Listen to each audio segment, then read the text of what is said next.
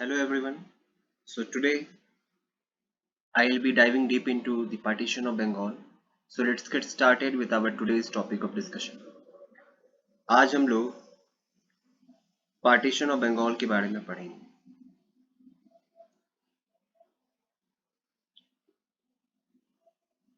Partition of Bengal.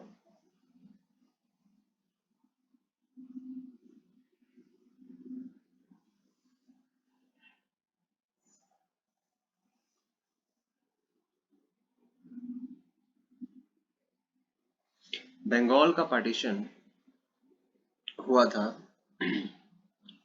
16th October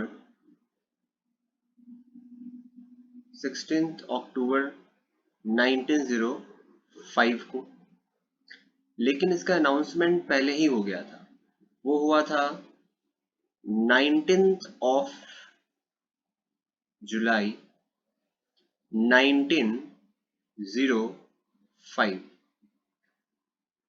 by Lord Curzon. तो इसके पीछे की स्टोरी ये है कि लॉर्ड कर्जन, जो कि 1899 से लेकर के 1905 तक वाइसराय रहा था, और इसने सक्सीड किया था एल्गिन को. और ये वाइसराय बन गया था. तो लॉर्ड कर्जन ने 1901 में इसने एक सेंसस करवाया था, और इस सेंसस में पता चला कि बंगाल का जो पॉपुलेशन है वो है 78.5 मिलियन, जो कि बहुत ज्यादा है.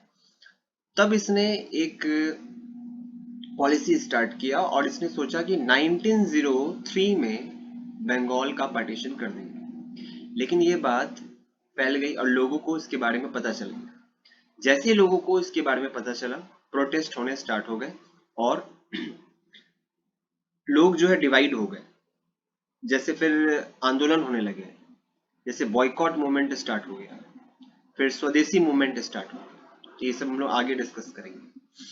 तो लॉर्ड कर्जन ने बंगाल का पार्टीशन किया था 19th ऑफ जुलाई 1905 को. ये अनाउंस हुआ था, लेकिन वो इम्प्लीमेंट हुआ 16th अक्टूबर 1905. अब बात यह है कि बंगाल इतना इंपॉर्टेंट क्यों था ब्रिटिशर्स के लिए. इसको थोड़ा सा समझते हैं कि ये जो बंगाल था, जिसका फाउंडर हम लोग हिस्ट्री में पढ़ते हैं मुर्शीद कुली खान को बंगाल का फाउंडर कहा जाता है. मुर्शीद कुली खान. और जैसे कोलकाता का फाउंडर है जॉब चारनॉक. तो जॉब चारनॉक ये कोलकाता का फाउंडर है. तो बंगाल इतना इंपॉर्टेंट क्यों था? क्योंकि ये जो बंगाल है, इसके साथ जो है नॉर्थ ईस्टर्न स्टेट्स जुड़े हैं. ये जो बंगाल है बहुत बड़ा था, इसमें नॉर्थ ईस्टर्न स्टेट्स भी आते थे. इसमें ईस्ट बंगाल मतलब आज का बांग्लादेश हो गया. इसमें उड़ीसा के कुछ पार्ट्स आते थे, इसमें बिहार के कुछ पार्ट्स आते थे. तो ये सब मिला करके बंगाल का पूरा ये कॉम्पोजिशन था कि बंगाल इससे बना था. लॉर्ड कर्जन के बारे में थोड़ा बात करें तो लॉर्ड कर्जन ने बहुत सारे रिफॉर्म किए थे. लॉर्ड कर्जन ने कुछ रिफॉर्म किए थे. सबसे पहले इसने एजुकेशनल रिफॉर्म किया था.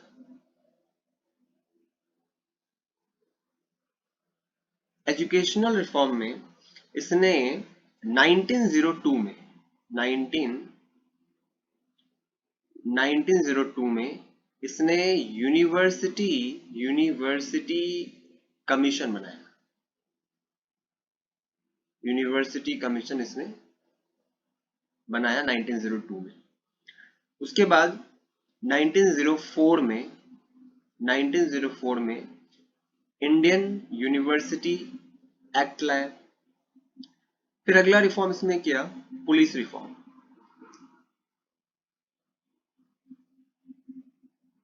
पुलिस रिफॉर्म इसने किया। पुलिस रिफॉर्म में इसने पुलिस कमीशन लाया।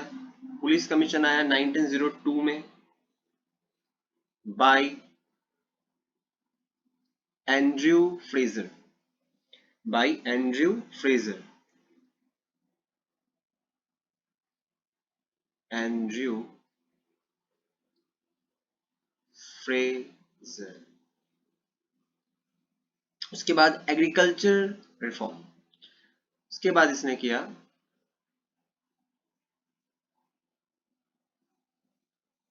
Agricultural reform.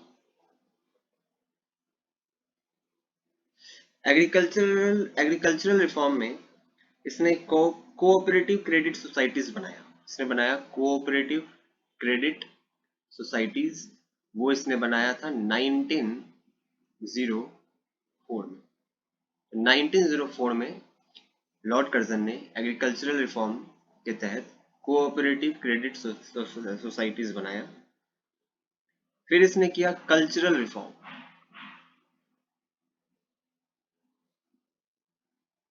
और कल्चरल रिफॉर्म में इसने एंशिएंट मॉन्यूमेंट प्रिवेंशन एक्ट बनाया।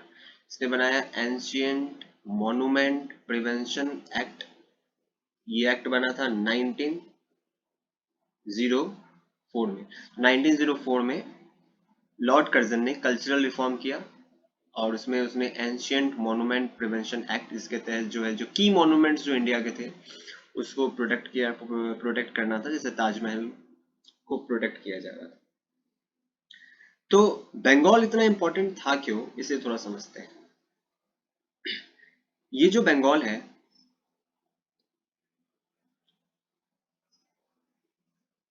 बंगाल का कनेक्शन होता था एक बहुत इंपॉर्टेंट पाथ से। ये रास्ता है सिल्क रूट का। यहां पे है चाइना, यहां पे है चाइना। तो सिल्क रूट का जो कनेक्शन है वो चाइना से होकर के आगे आता है सेंट्रल एशिया। चाइना से होकर के वो आगे आता है सेंट्रल एशिया। और सेंट्रल एशिया में भी अगर मैं स्पेसिफिकली बात करूं तो वो सेंट्रल एशिया में आता है ईरान में। फिर ये रास्ता आगे जाता है और ये आता है वेस्ट एशिया। वेस्ट एशिया को भी ज्वाइन कर रहा है और वेस्ट एशिया में ये कनेक्ट करता है सऊदी अरब को। फिर यहां से आगे जाता है यूरोप में। तो सिल्क रूट का जो रास्ता है इसे चाइना से स्टार्ट होता है। ये चाइना से सिल्क रूट जो है स्टार्ट हो रहा है, फिर सेंट्रल एशिया, फिर वेस्ट एशिया, फिर ये यूरोप जा रहा है। इसे सिल्क रूट इसलिए कहते हैं क्योंकि मेनली जो इंपॉर्टेंट कमोडिटीज जो इसमें एक्सचेंज होती थी, जो एक्सपोर्ट होती थी, वो सिल्क होती थी ज्यादा अमाउंट में, इसलिए इसे सिल्क रूट कहा जाता है। लेकिन अब इसका एक पाथ यहां से ऐसे कनेक्ट होता है, वो इस तरफ आ जाता है। यहां पर इस जगह पर होता है तक्षशिला। इसे हम लोग तक्षशिला यूनिवर्सिटी से जानते हैं, जिसमें चाणक्य ने पढ़ा है। और यहां पर है ताम्रलिप्ति। ताम्रलिप्ति ये भी एक यूनिवर्सिटी है, ताम्रलिप्ति, जो आज प्रेजेंट डे बांग्लादेश में है और तक्षशिला पाकिस्तान और इंडिया के बॉर्डर पर है। अब यहां पर है बंगाल। तो बंगाल का आप देख सकते हैं कि सीधा कनेक्शन है सिल्क रूट से, जिसे नदन पाथवे भी कहते हैं। और नदन पाथवे के थ्रू बंगाल का सीधा सा कनेक्शन है सिल्क रूट से। और बंगाल एक डोर है, हमें जो ले जाता है वो हमें ले जाता है बंगाल गोल्डन लैंड की तरफ।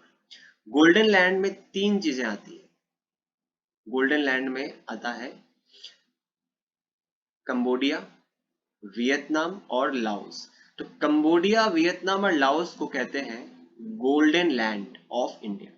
एक रास्ता जाता है सदर्न पाथवे, ये सदर्न पाथवे जो जाता है उज्जैन,